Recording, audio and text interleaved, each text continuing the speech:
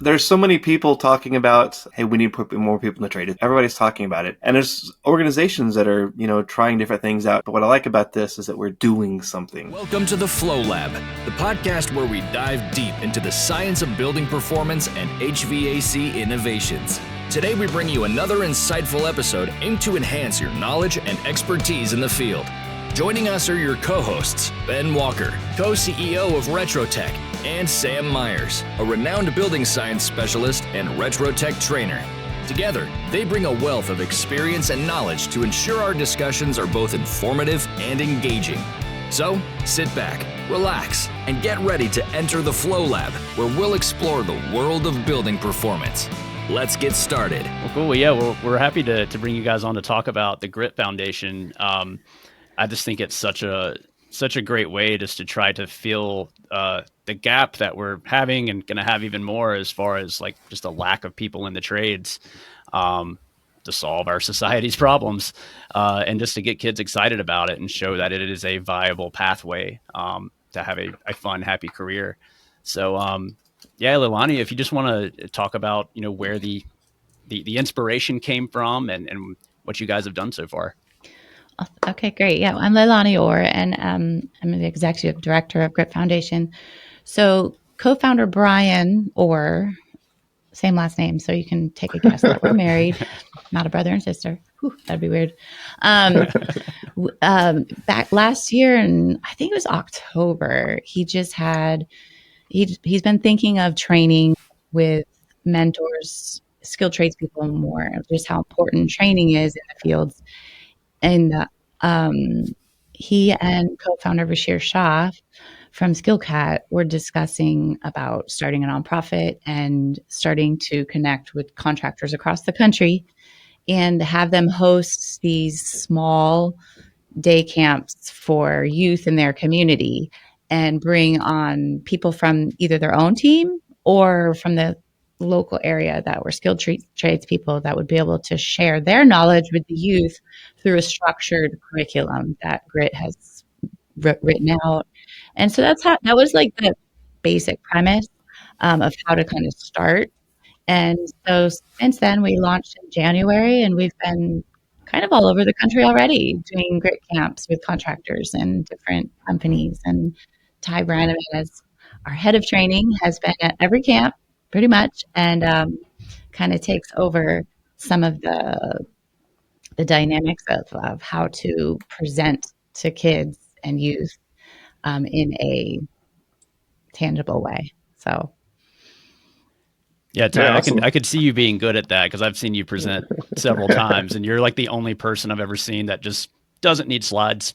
The presence alone is enough. And, that's definitely a gift that you really can't learn. You either have it or you don't. So I could definitely see you fitting in that role really well.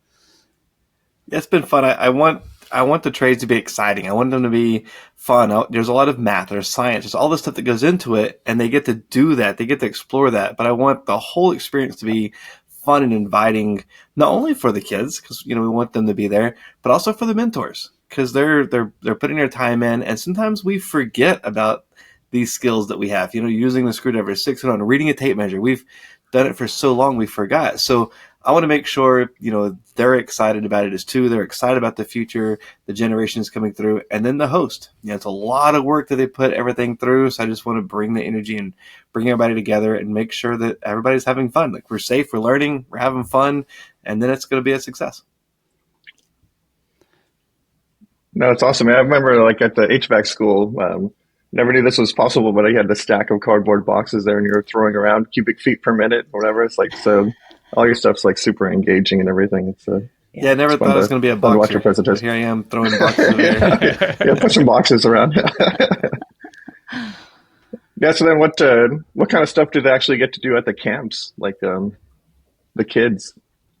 Oh, so it's about using their hands, about getting to experience, or just the whole thing's about an experience, getting to experience the trades and be able to consider it.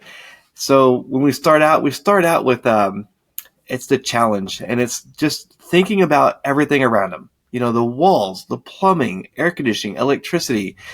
Everybody's taken this for granted for so long. So just getting them thinking about, the skills that make every part of their life possible.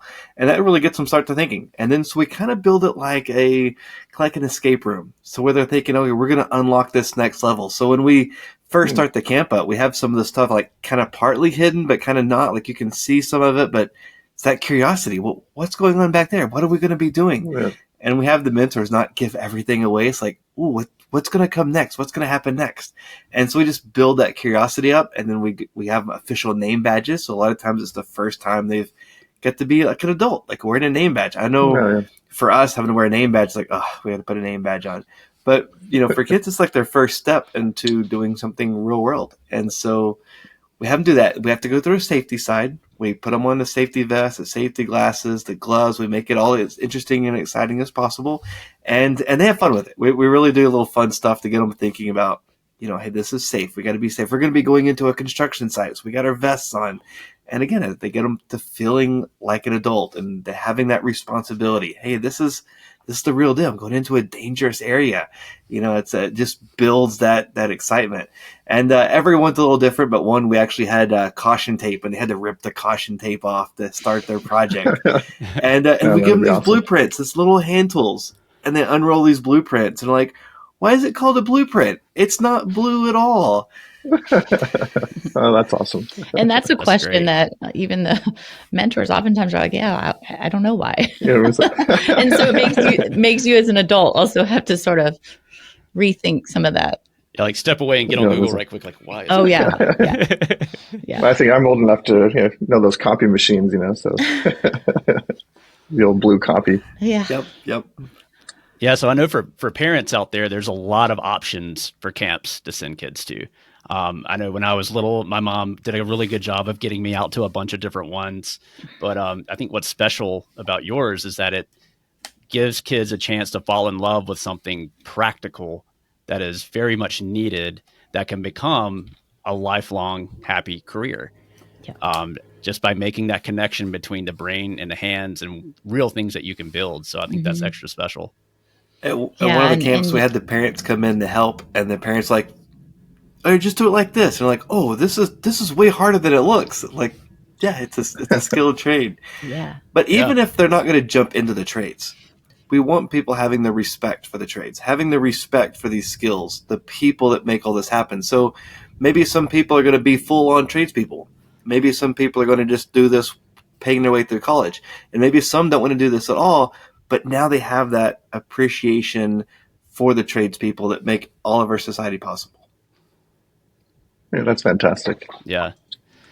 And I think that's something that took me a long time to realize. I come from a family, even my extended family, most of us have at least one college degree, right? Because that's just what you did. Mm-hmm. And, my parents pushed it, you got to go to college after high school just because that's just what you do. And that's not true. Especially today, a bachelor's degree, like if you go through all that effort, you take out all these student loans, and then you're out into the real world, and now you have to pay off that debt, and you're likely not going to get a job that's going to do that for you. Well, I got my first PhD at 14. It was pole toll diggers. And my dad's like, here you go. Here's your first PhD. Here's the fence line. Get started. Yeah. Also, I think there's, speaking of PhD, there's a lot of people in our industry, that have multiple college degrees, PhDs, that give bad advice. Credentials aren't everything. Getting that real world experience is really what matters and really what looks good on that resume. Like, no, it's not just this credential that I have. Oh, here's a project that I work on. Here's the problem that we solved. So to me, I think, especially today, that's just more valuable. And so you don't have to go take out a whole bunch of loans right after high school to get that. Well, it's interesting that the man that invented air conditioning in the first place was Dr. Willis Carrier, and his whole thing was wanting to be able to treat patients and have them recover better. But then Willis Carrier, who made that actually possible and a realized thing, he was a farm kid. Like, he grew up on a farm. So he understood, working with your hands, all these things that are trade related. So he was able to take that into the engineering side as a practical example. And he invented air conditioning as we know it, the modern AC. Yeah. And part of our Socratic method way of teaching is why we encourage that in our camps, is that even if you don't go into the industry, having a mindset for problem solving through questions and curiosity can translate into anything that you do. And thinking of Willis Carrier as a farm boy, he was always paying attention to how things worked. He had to involve himself, and then he took that into a whole nother industry than what he had exposed to as a child anyway. Well, I love So, that Willis Leilani, Carrier. can you expand a little bit on what that Socratic method is? I'm going to give this one to Ty because this is his passion. Sure.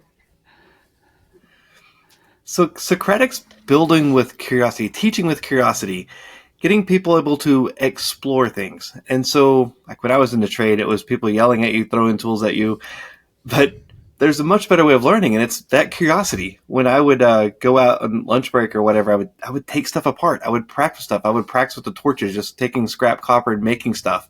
And I learned so much more because I was curious. And then I was asking questions. So instead of somebody saying, do X, Y, and Z, and you're trying to remember everything that they're telling you, you're doing it. And when you're doing it, and then you have things that just don't make sense, now you're asking for information. You're curious. So then when you get the answer, you're much more likely to retain it. So that the Socratic method it's just such a powerful way of learning and retaining that information. And it's difficult to teach with the Socratic method if you've never been experienced to it before. So if our only way of learning was, hey, do this this way, don't ask why, just get it done, then that's typically how people want to teach because that's how they learned. And then when you step back and you have to show them, hey, here's a Socratic, let them make mistakes. Like we build this, it starts out being a carpentry, this wooden box, and how to cut the wood. And we let them take the marker instead of the pencil, and they mark the line. And now that the marker, the ink gets really wide on the wood. It's like, oh, well, look how thick that line is, and where's the actual mark at? It's okay, they make the mistake. Now, hey, try it with a pencil and see how much smaller it is. And they're like, oh, well, that makes more sense. And then it's like they're about to cut it. Well, which side of the line you want to cut on? I don't know. And then, so now they're thinking about these things. You're asking questions and you're building curiosity.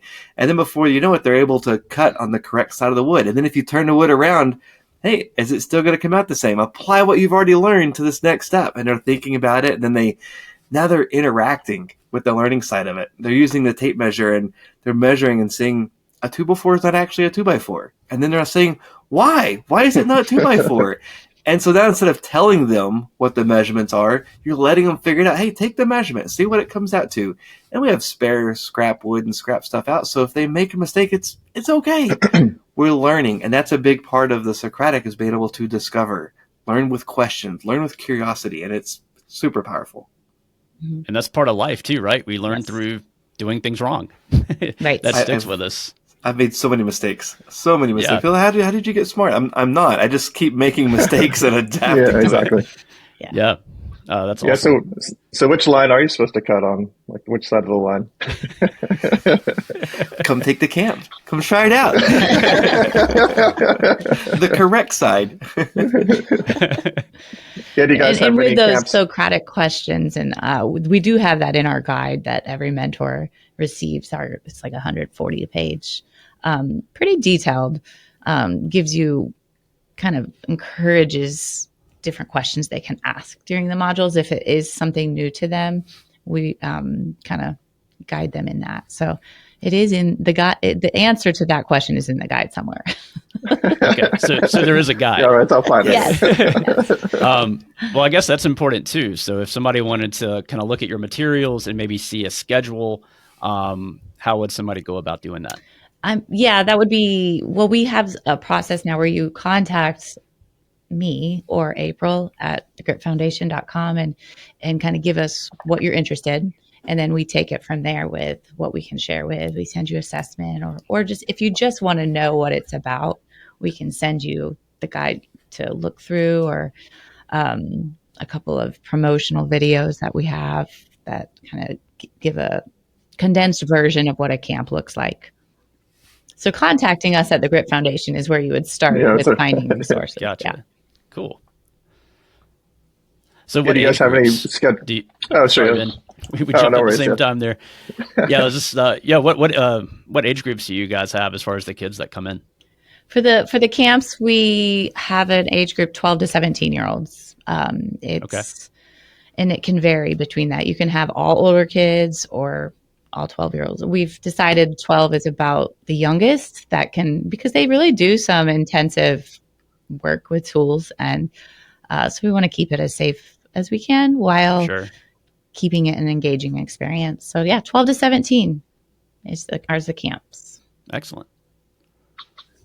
And it's just like a 1 day or 2 day thing, or? Right. Yes, it's about 6 hours, 6 to 7 hours, and they go through about 7 different modules, starting with safety, carpentry. Then you move into electrical and brazing, plumbing, disassembling HVAC parts like a blower wheel, and then at the end, it's just kind of decorating the frame that they built, adding some personal touches.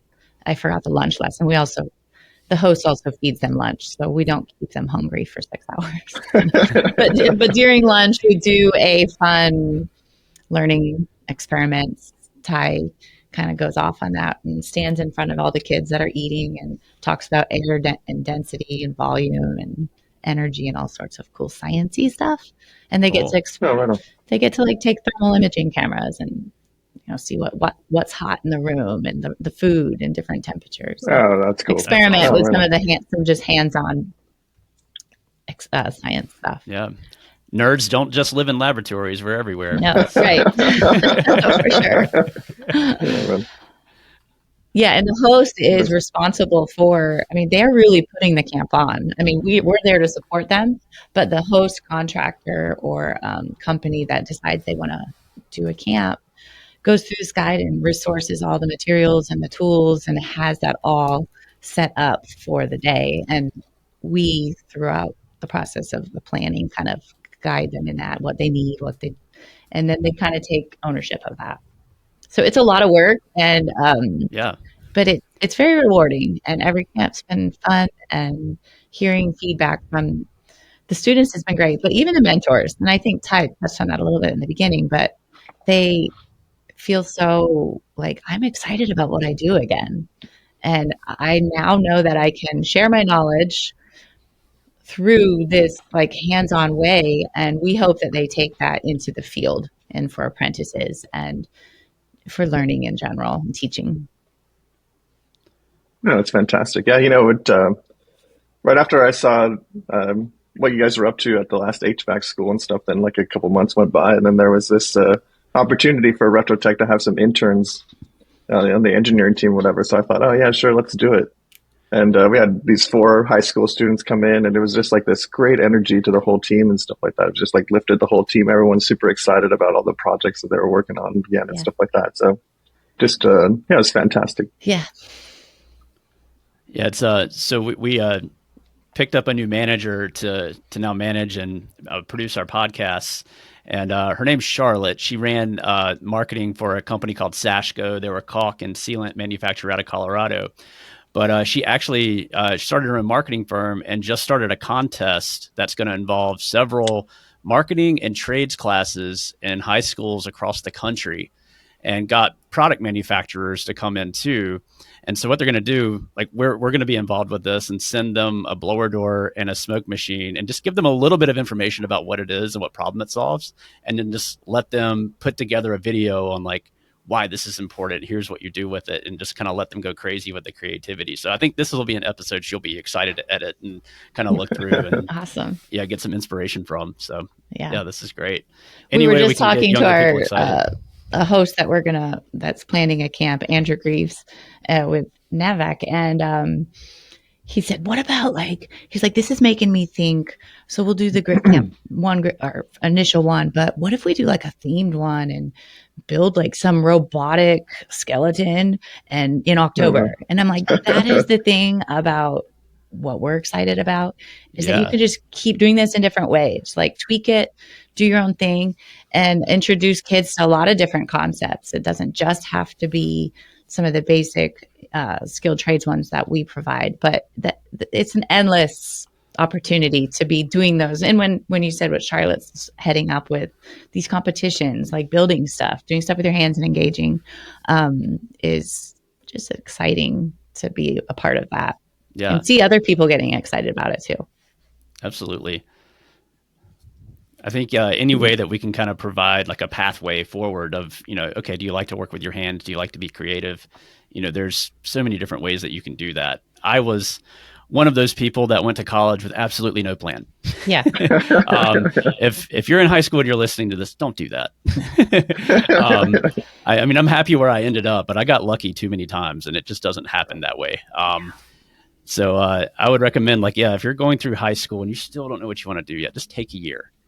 Just go work with a trade, go do some kind of service, and just figure out what that actually means. Get inspired, and then go. Don't go to college without a plan. That was one of the many mistakes that I made. One of the students I interviewed after one of our camps, she was probably about a 13-year-old girl, and I said, "How did you enjoy the day?" And she loved it. She said, "It was great." I said, "Where do you see yourself in the trades?" And she said, "I don't really see myself working like in the trades, but I want to know how to fix stuff. And so I want to do this stuff so that I can take care of my life, take care of my house, like be self-sufficient and feel capable." And that was really encouraging to hear, that she saw that this translates into every area of life. Absolutely. I mean, especially if you end up owning a house. Yeah. So learn a skill, like take a year and learn a skill. Learn how to read a manual. For sure. Even. Or a blueprint. Well, right out of high school, I was painting houses and stuff, and then I'm just now painting my house again. So it comes in handy. Yeah. Yeah. So on your website, do you guys, how far in advance do you guys schedule these out? We can plan on there as far as people want to plan out, but we definitely suggest, once we talk to them, give them about 3 months to plan the camp, to recruit the right mentors, to find a good space for the camp, and then to also recruit the students. So 3 months or more is what we're encouraging now. And are the host and the mentors usually the ones bringing the kids in? Yep. Okay. Yeah. So it's designed to be local for the community that whoever's hosting. Gotcha. And then the mentors also could be local, but eventually the more mentors that we have, we can say, hey, they want to do it again. We've already had an example where one of our mentors wanted to do another camp, so he drove hours to another camp. He didn't know the contractor, but he loved the experience, and he said, I want to be there to support this. So he did a second one. But yeah, the students are recruited from the local community or schools or employees' children even is one way that a lot of people have reached out to find participants. Is they have employees and they said, hey, do your kids want to attend something like this? And so it's been not much of a problem to find students, but we do encourage that. We love the local aspect of that. Sure. Oh, that's great. Yeah, we should try to set one up in the Pacific Northwest at Retrotec. Really, it'd be awesome. If we could get one this year, because I haven't marked that off of our list yet, so that would be perfect really? Okay. Location. Let's do it. Cool. It's a date. Great. There's so many people talking about, hey, we need to put more people in the trade. It's this hot topic. Everybody's talking about it. And there's organizations that are, trying different things out, trying to get interest built in it. But what I like about this is that we're doing something. And it's not just an organization doing something. We're working with local people in your local area. It's like, hey, how can you impact your community locally? What can you do? And so it's about getting people together. Instead of just talking about it, let's do something about it. Here's how you can impact your local community. And I think that's great. Hey, and the businesses that involve this, they're not going to see a payback. Maybe none of these people come to work for them, but now you've made this group of people think about it. Now, when they take this home and they have it in their wall, their friends are asking them about it, and they're having conversations about it. And so it's actually making an impact. It's actually getting something done. And again, the bigger part too is, the kids is great, but getting the mentors excited about what they've done. Because over, hot attics and constant changing technology and just constant learning, we get beaten down. And so now we get to show younger people get excited about what we do. I mean, that's a huge boost to morale. And then being able to learn Socratic methods and learn how to teach a younger generation information, even though, we hear all the time, well, these young people, that's been said all the way back to like the 1900s. People have been repeating that same line. Yeah. This is a great way to get people bridging to a different generation. And so now once you can communicate with somebody else that's grown up in a different time, so to speak, you're able to help transfer those skills and knowledge over so that everybody can be successful. And it's just all around just been just incredible. Seeing kids excited about trades, getting mentors excited about trades, getting parents. Like one of the big things that hit me was we had this one kid and he was just like not interested in anything. And it was just like, well, you can't get to everybody. But then the next day I got to meet that kid's parent, and the parent was like, well, you wouldn't believe how excited he was. He never talks about anything. And he spent an hour telling us everything that he did. So it's just, even though you may not see that direct connection, like, that touched that kid's that's life. He was excited about something for the first time. And so, I mean, that's huge. And it's just awesome to be a part of that. And the fact that, Brian's like, hey, let's do this. Let's make it happen. And then making it happen. I get tons of ideas, but Brian's like, hey, let's make this happen. And then like I couldn't do any of this stuff without Leilani. Like I'm a complete mess. And Leilani's like, oh, we're going to do this and we're going to do that. And we're going to have this date. I need you to hear about this. Like perfect. So it's just been a whole group of people working together. And then even we can't do it without the contractors wanting to make the impact, without mentors saying, hey, I want to do this. I want to help make a difference. So it's everybody working together that makes all this possible. And it's been incredible. Yeah. And I think that grows. It makes it so rewarding in that way. Like this is a lot of work, but it's worth it. And it's the valuable. engagement with the people, it's really great. No, that's awesome. That's great work that you guys are doing. Yeah, well, we'll have to schedule a little bit more after this to get one at in Everson. Yeah, that would be awesome. Yeah, I would love to come out for that. Yeah, we're getting some processes down in a more organized way now. So anybody that would want to even just talk about a little more details of what it takes to host a camp, or if it's a good fit or not, because there are things about it that doesn't make it a good fit for everybody, but we can talk through that and discuss it and get something on the books. Yeah, definitely. So we talked about the hosts, right? So you have a host facility, a host that's going to put this on. Where do the mentors come in? So that can be the employees of the company or volunteers from the community. So like some of them, it's all just their own employees that they want there. They don't want anybody else outside, and that's fine. Others have been everybody else from the community. There's even been, we've had a company and they had their competition, so to speak. They had other technicians come in from their competition to their facility to put this together. And so they were like, hey, look, let's just work together. We've even had some where you had electricians working with HVAC people and they, putting together a camp. And someone's like, hey, look, I don't know the brazing side. So they practiced ahead of time. And some of the tradespeople, they don't have the electrical side down, like using the meter, checking light bulbs, checking to see if a battery's good or bad, understanding open and closed switches. And so everybody kind of gets to work together and learn as they do that. And so it's just a huge variety. We hope to have a network of mentors around so that a small company can be like, look, we don't have the people to do all this. We need some volunteers to come in, and then we bring the people in, or we could make the connections. And we had that with in Ohio, Lewis Legacy was a fantastic company. And on the smaller side, they got the tent, they got the facility, they got everything on the checklist done. They went through the whole entire guide.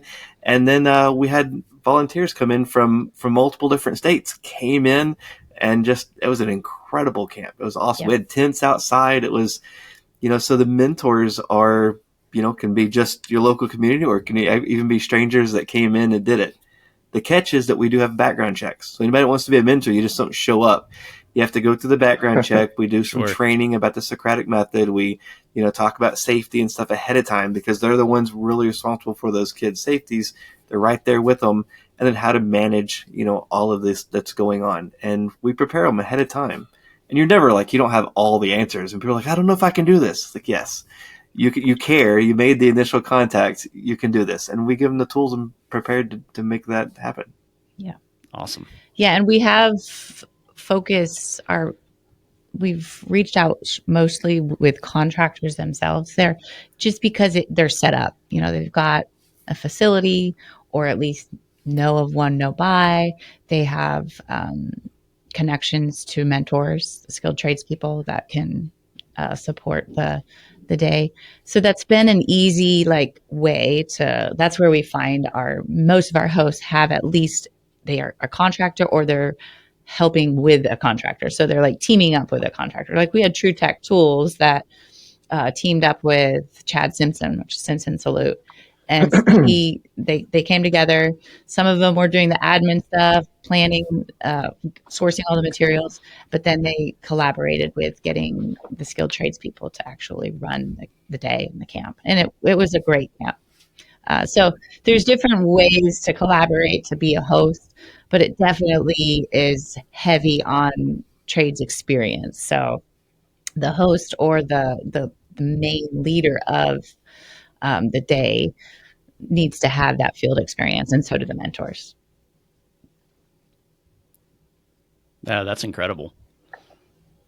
Well, I'll have to get my name on the list if you guys ever have one come to Eastern North Carolina or South Carolina. Yeah. That's my neck of the woods, so I'd love to help out if you've ever come this way. Yeah, and sometimes just seeing them in action. We had a couple of volunteers. They just came to sort of watch, and they were just so excited just to watch it play out.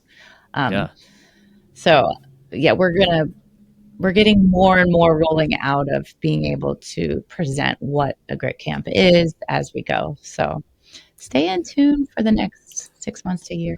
We're just growing and getting better all the time. The first camps really had it the roughest because they were helping us figure out a lot of stuff. So the very first camps were quite different than what they are now. We have a checklist out. We have the guide that's, has what you need, what to expect, how to set things up. So it really helps people have something to actually follow, because we found that a lot of people, they have the facility, they're running a business, but don't have time to get all the little details set up. So this way they have somebody that's good at, preparing stuff. They give them the guide, and then they go through the list and get everything prepared up ahead of time, and they get all the stuff ordered ahead of time and set up, and it just makes things a lot simpler. So now all the work that the hosts have done this last year have helped made all this possible to make it easier for the next ones. Because there was a lot of learning curves. We've made mistakes as we went through, and we found things that worked and we found things that didn't work. Some of the ideas we had, hey, this is a great idea, but it just doesn't work well. So we had to founded on the Socratic method. Yes. Well, that's true with the first time doing anything, right? I mean, that's just to be expected. Everybody's going to be learning something. So that's right. Yeah.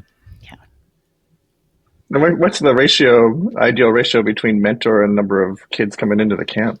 That's a great question. For every mentor, we have 2 students.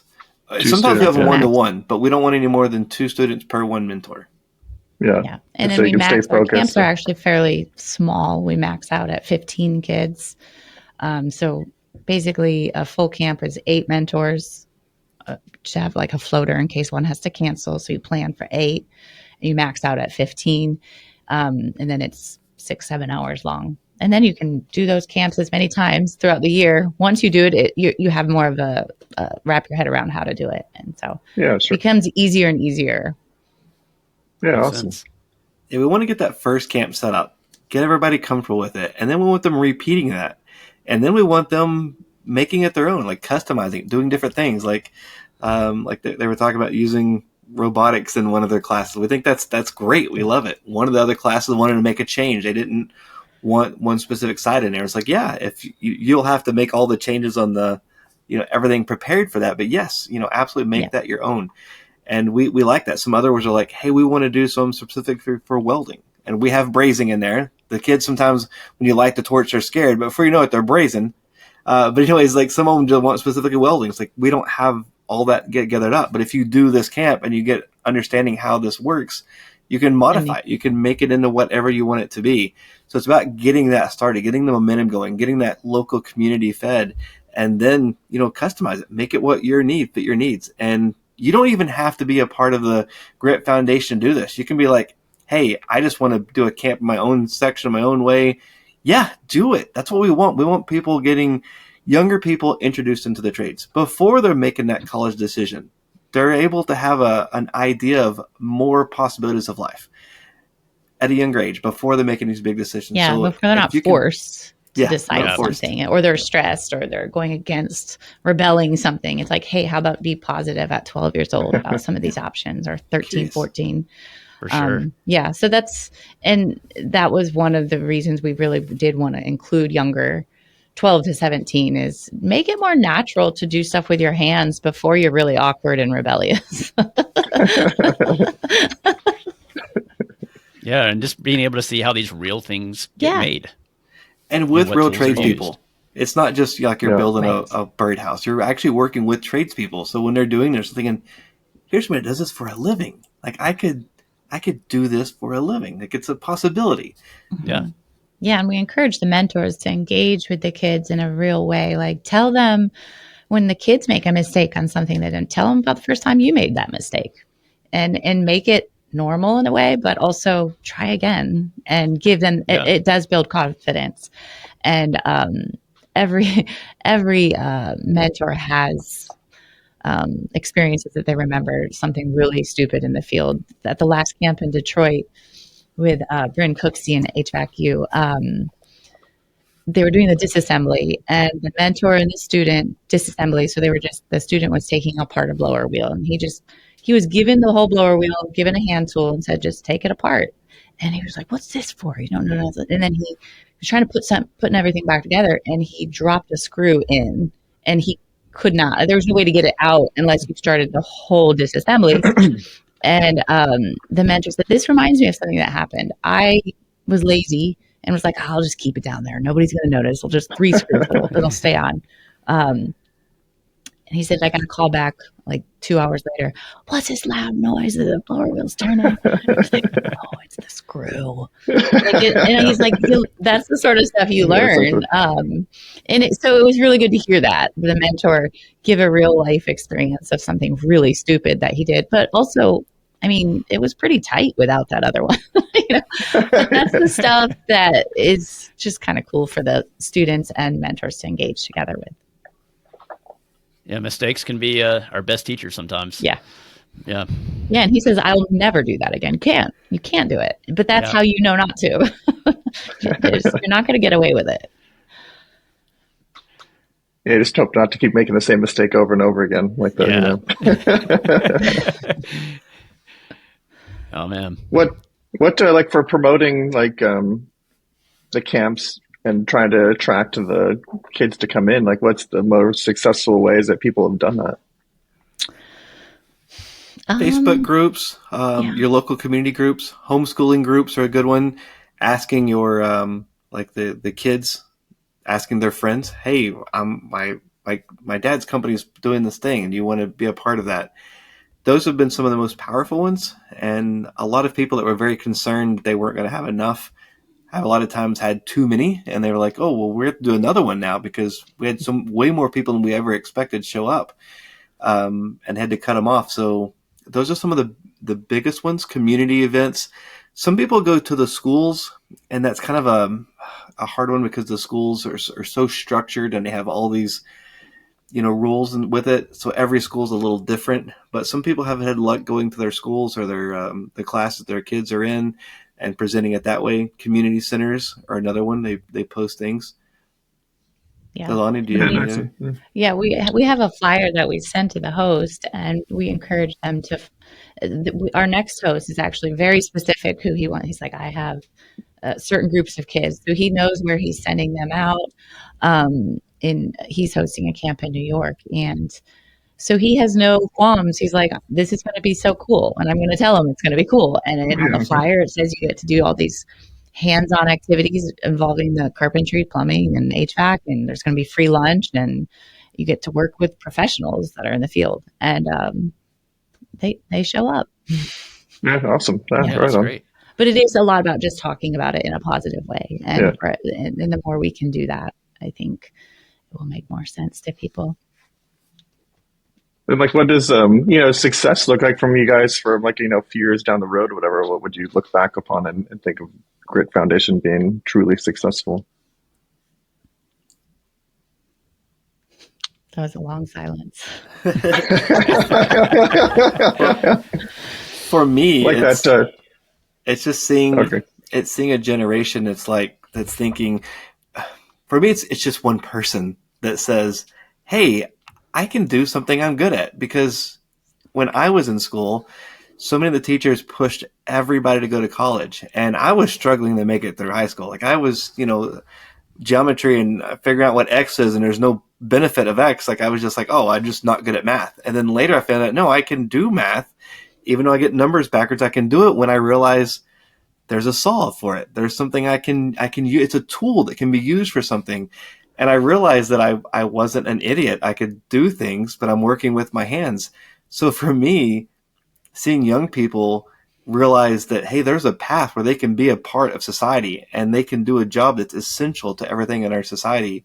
To me, that's huge. The other part of it is seeing tradespeople realize, hey, you're valuable. These skills that you've taken for granted, people don't have. We're not born with this. We had to learn that. Somebody to teach it. So for me, those are the two personal things. I know ideally we just want people to have respect for the trades overall and growth and resilience in the trades. Just that continuous, growth and appreciation for it. That's how I see it. Yeah. Yeah. And for me, it's much of the same, but having kids experience things in a positive way and grow in confidence of their opportunities in the future are something that I'm excited to see grow. And also for companies throughout the country, trades companies everywhere, to really value training more for their people. Like let's make this a norm. Let's make it engaging, and let's do it regularly so that they become better in their craft and they feel good about it. And I think so many people, if that becomes accessible and available, they are going to want to also move in that field more. Like, hey, this is a company that focuses on real life training, and I'm going to be good at, I can get good at what I do because they have these opportunities for me to learn more. And so with Grit, we really do want to encourage that more from mentors and contractors, and to do this in-house training and um, value that, respect that a lot more. Yeah, I love that there's a benefit there for everybody involved. Everybody can take something back from it. And I feel like that Socratic method has to be refreshing for the students because, especially those of us coming from public schools, I mean, we're trained to learn something by passing a standardized test. Right. And so like being able to learn from a different perspective of actually learning through failure and doing things wrong, and working with a mentor who's been there and done that, is just a totally different way of learning from what they're going to get when they go back to school. So I think that's awesome. Yes. It's fun, like when you hand them something as simple as PVC cutters, and they're trying to figure out how to open the PVC cutters, and it's hard because you want to just show them how to do it, but you have to let them struggle with it. But then they're figuring it out, and then they'll either say, "Hey, how do you open this?" Now you have their permission to tell them, or they figure it out and they figure out to open it. Like, wow, I unlocked this new thing, like how to open PVC cutters, or how to cut through PVC. I'm like, I can't remember how many pipes I've cut over the years, but seeing these things and seeing kids like excited about cutting PVC, it's like, man, that is pretty cool. It's pretty neat how all the mechanics and engineering that goes into the PVC cutters, and then how we use them, the little tricks of, moving your wrist right, how to hold the glue to where it doesn't get inside the pipe, or the primer, it doesn't run down your hand or run down the pipe, and they're figuring all this stuff out, and it's cool. It's neat. Them thinking, why can't we use the glue on the copper? And, getting to explain that. It's just really neat. All these little simple things that we've taken for granted. It's really cool. Yeah. Watching that light bulb go off. It's fun. Mm-hmm. Yeah. Yeah, like where do you think that curiosity comes from? Really, like is it like innate in kids already, or is it learned over time, or just? I think most of us have curiosity. I think through our standardized education systems, we've just, it's just been suppressed. Like you just go through this thing and you stop asking why or how, and you just have to get things done. And we just, I think, forget about it. But that's one of the things that I personally love to do is in the trade, to show people the exciting stuff, behind air and heat and all these things, because it's cool. And once you get people curious, they're much more likely to learn. I don't know how many classes I've gone to that I really wanted to learn something, and I'm sitting in the front row, so I know that I have to pay attention because the instructor's right there, and I have my leg just bruised because I'm pinching myself trying to stay awake, and I'm trying not to draw circles and pictures. I'm trying. Like, I want to learn this, but it's just ADHD. So dry, I can't focus on this, and it's boring. Yeah. And so, when you think Socratic method, do something interesting. Make it like crush a drum with a vacuum. Like, wow. And then it's, how does that happen? Why is that working? What's going on? And then now you're talking about the science. Well, how much pressure is it? Well, then you can go into the math of how much 14.7 is. And then you go into the math to actually solve a problem. And then it's curious. And that's how I've learned to the trade, is just all that curiosity. Some people can just be told to do something and they can do it. And that's great. But even those people benefit so much more from that Socratic curiosity, asking, I want to know more. I'm asking you how this happens. Yeah. And I think because having my kids, they are all so drawn to like technology still and video games, and they would sit all day and do that. And they're so engaged. But I think a lot of it, even in video games, is they are making mistakes. They're exploring a level on something, and they try 1,000 different things. They finally get to the next level and they feel good inside. The thing that adults, I feel like, should embrace more is make this happen in real life. Go to the kitchen and make food and make a mess. Take the time. Let them try a lot of things. Go out, do things that require them to have to solve the problem, and don't yell at them if they don't get it right, and don't like, fine, I'll clean your room. You don't even know how to. It's like, right. You have to let them do it like 1,000 times before they get it right. Those are like super basic things. But I think we as adults are tired and grow impatient, and we don't want the mess. So we do just say, you know what? Go to the video games.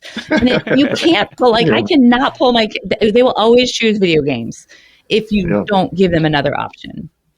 But if you give them something that does require them to engage in a way that's fun and curious driven, they will want to at first probably, but we're shutting that off and now you're doing this. And then you see them, well, at least I have something to do. So then they don't freak out as much, but if I just turn the video games off and now just veg, but don't look at the screens, what is that? Give them something to do.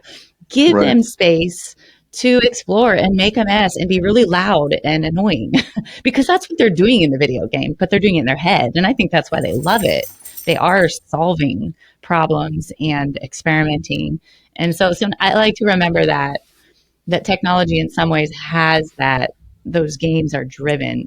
It's fostering curiosity, but only in their head, and it's staying there oftentimes. So partner it with okay, stop that now, but give them something, offer something. Don't just expect them to find it. Say, okay, here it is now, and then let them do what they want with it. Let them make horrible muffins or whatever. And with the camp, it's a lot of times the first time somebody's actually built something with their hands. They've done it on video games. They've built the Roblox or the tunnels or whatever it is, and they've never had anything they can hold. And so this is, a lot of times they've taken something from paper and they've made something they can take home. And it's not, this thing that you're hanging on the wall you're going to be so proud of, but so many of them are. They hang it on their wall, they put it on their dresser, and they're so proud of this wooden box with PVC and copper and a burnt aluminum can and pictures of them doing it, and then they show it off to their friends, and they get to have something they can take home. It's I built this, and it's tangible, and I can touch it, I can feel it, I can hold it, and it represents that I did something. And then they can change it, they can modify it at home.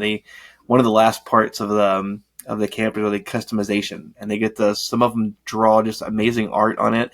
We have a chomper. We take cardboard and they get to cut out different shapes. They get to hot glue that on there. They get to glue the electrical in with the lights and the little knife blade switch in there. They get to write their name in, just pictures that they do, and they get to just make it theirs, make it their own. And they are so proud of their box. And it's so great to be a part of that, seeing these kids, these big old smiles, being so proud.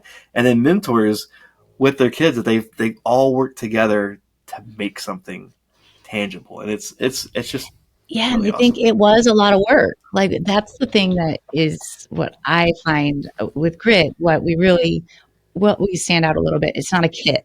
You don't have everything done prior that they just put together and assemble.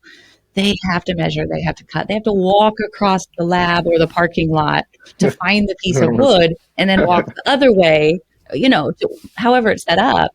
And so there's just a lot of movement that feels natural to building something, and I think that's why it just represents so much to them. It was like that was a scary torch. Like some of them most of them are pretty scared of the torch because unless they've been done it before, their dad's It's in the always the trade, mom or favorite part. dad's in the trade. But they're well, the flame, they don't know what to do with it, and it's like, oh, I'm allowed, first of all, to like actually handle this.